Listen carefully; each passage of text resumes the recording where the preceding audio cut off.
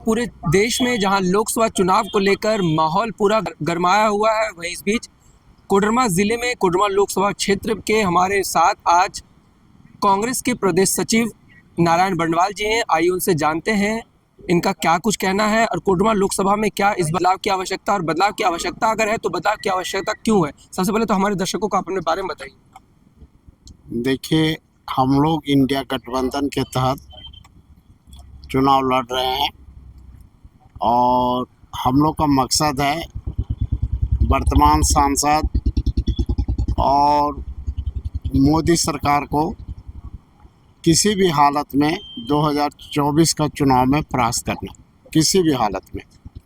अब रह गई बात कि क्यों परास्त किया जाए, क्योंकि यहाँ के जो वर्तमान सांसद है उससे जनता काफ़ी क्षुब्ध है। उनका कोई क्रियाकलाप जनता के अनुरूप नहीं है और जनता चाहती कि यहाँ परिवर्तन हो। सांसद का जो सांसद बनी हुई है उनको बदला जाए। हम लोग तो यह चाह रहे थे कि शायद भाजपा किसी और को प्रत्याशी बनाएगी, लेकिन इनका वोट प्रतिशत जो पिछला बार था उसको देखते हुए इनको पुनः प्रत्याशी बनाया है, जो भाजपा का भारी बोल है। इंडिया गठबंधन में हम लोग चाहते हैं कि इंडिया गठबंधन अब क्यों चाहता है भाजपा को हराना, मोदी को हराना, क्योंकि मोदी जो है सो तानाशाही रवैया अपनाए हुए है। देखिए, कांग्रेस का जो बैंक अकाउंट है उसको उसने फ्रीज कर दिया, 135 करोड़ रुपया का फाइन कर दिया। उससे संतुष्ट नहीं हुआ तो 3000 करोड़ के आसपास में उस पर सरचार्ज लगा दिया। अब है क्या, जब फिर सुप्रीम कोर्ट में जब मामला गया तो उसने कहा कि जो पुराना 135 करोड़ हमने लिया है वो तो रहेगा, लेकिन बाकी चीज़ों पर हम अभी जो सो चुनाव के बाद कोई मतलब निर्णय लेंगे।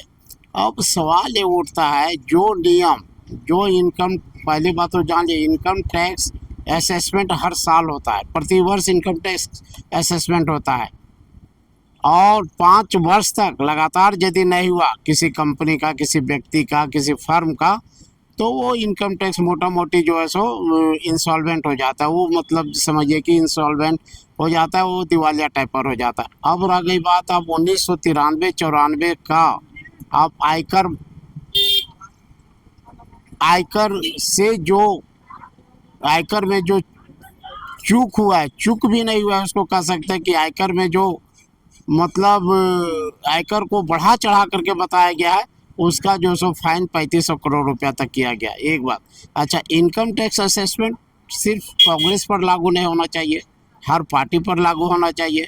यह जो है सो सिर्फ कांग्रेस पर लागू हुआ है।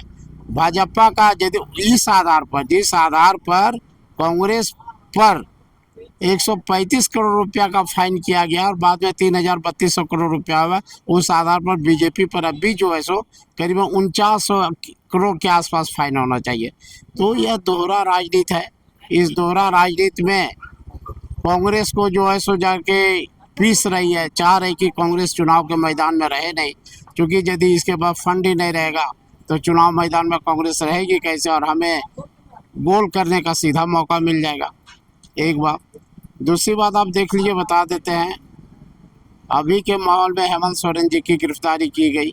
हेमंत सोरेन जी ने खुलेआम कहा कि मैं 8 एकड़ है, 8 कट्ठा ज़मीन की बात है कि मेरे नाम का, मेरे बाप दादा के नाम पर, मेरे बीवी के नाम पर, किसी के नाम पर ज़मीन नहीं है।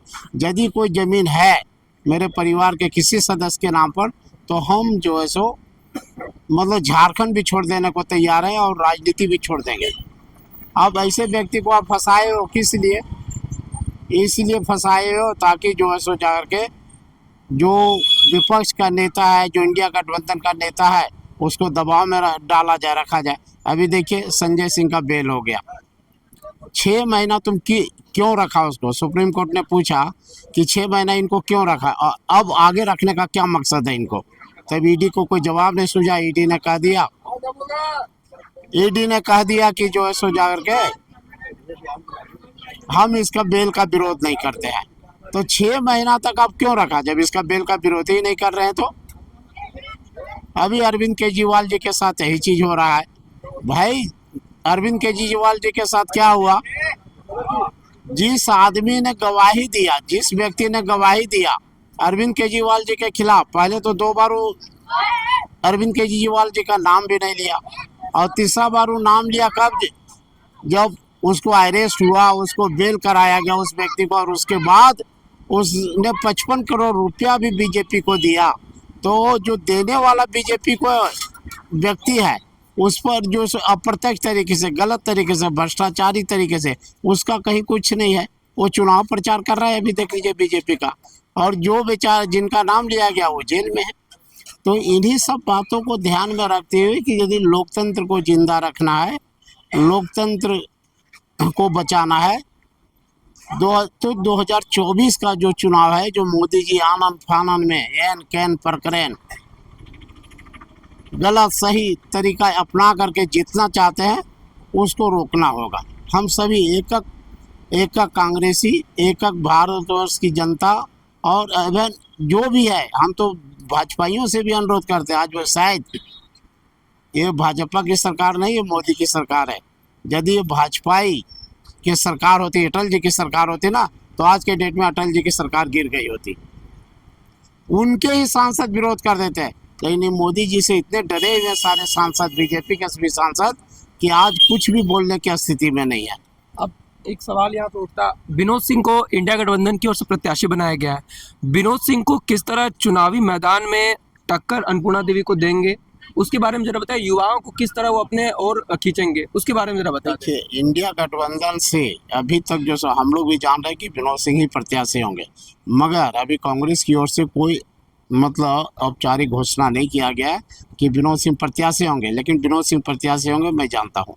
विनोद सिंह निहायत ही शरीफ इंसान और एक कर्मठ, जो एक राजनीतिक में होनी चाहिए योग्यता, वो पूरे उन सारी चीज़ों में विनोद सिंह जी को हम लोग 100% मार्क्स देंगे। एक राजनीतिक योद्धा, कर्तव्यनिष्ठ व्यक्ति, जो चाहिए कोडरमा लोकसभा को, इंडिया गठबंधन ने वैसा प्रत्याशी दे रखा है। अब सवाल उठता है अभी तक, लेकिन प्रॉपर तरीके से घोषणा नहीं हुआ है। घोषणा होगा तभी कुछ कहा जा सकता है आगे। तो युवाओं के साथ साथ जो नए वोटर हैं, उनको किस तरह कांग्रेस अपनी ओर खींचना चाहेगी? देखिए, युवाओं के साथ युवाओं और नए वोटरों को खींचने के लिए कांग्रेस कर्मी हैं, चाहे इंडिया गठबंधन के लोग हैं, हम तो अपना कांग्रेस कर्मी की बात करते हैं। जो घोषणा पत्र आ रहा है कांग्रेस द्वारा, जो लाया जा रहा है, उस घोषणा पत्र का व्यापक रूप से यदि प्रचार प्रसार कर दिया कांग्रेस के लोगों ने, कांग्रेस कर्मियों ने, तो तय बात आप मान लीजिए कि जो सो इंडिया गठबंधन का चुनाव जीत जाएगी पूरे भारतवर्ष में। कांग्रेस का इतना अच्छा घोषणा पत्र आ रहा है। महिलाओं को उन्होंने क्या कहा, महिलाओं को बोला कि जो भी महिला है उनको जो सो मैं 50% आरक्षण, पूरा जितना भी सरकारी सेवा है उसमें 50% आरक्षण दूंगा। दूसरी बात उन्होंने कहा है कि हर महिला को, जो गरीबी रेखा से नीचे रहने वाली हर महिला मुखिया को हर साल में 1 लाख रुपया दिया जाएगा, प्लस बेरोजगारों के लिए बेरोजगारी भत्ता दिया जाएगा, प्लस हम किसानों के लिए MSP देंगे, मिनिमम सपोर्ट प्राइस जो होता है वो हम किसानों के लिए देंगे। इन सारे मुद्दों को, और भी बहुत सारे मुद्दे हैं जो आ रहे हैं। श्रमिकों के लिए अलग से जो सो एक योजना बनाई सरकार के द्वारा, कांग्रेस सरकार के द्वारा। तो मोटा मोटी क्या है, यदि इसका व्यापक रूप से जो चुनाव लड़ेंगे, खास करके इंडिया गठबंधन का प्रत्याशी यदि विनोद सिंह होते हैं, जो कि अधिक संभावना है विनोद सिंह होते हैं, तो उनको चाहिए कि जो सो अपने कार्यकर्ताओं के बीच में यह बात लाना चाहिए कि देखिए, हमारे कांग्रेस का घोषणा पत्र है, लेकिन इंडिया गठबंधन का ये घोषणा पत्र है। ये चीज इन चीज़ों से यदि सरकार बनेगी 2024 में इंडिया गठबंधन की, तो ये इसका लाभ आपको इतनी चीज़ें मिलेगी।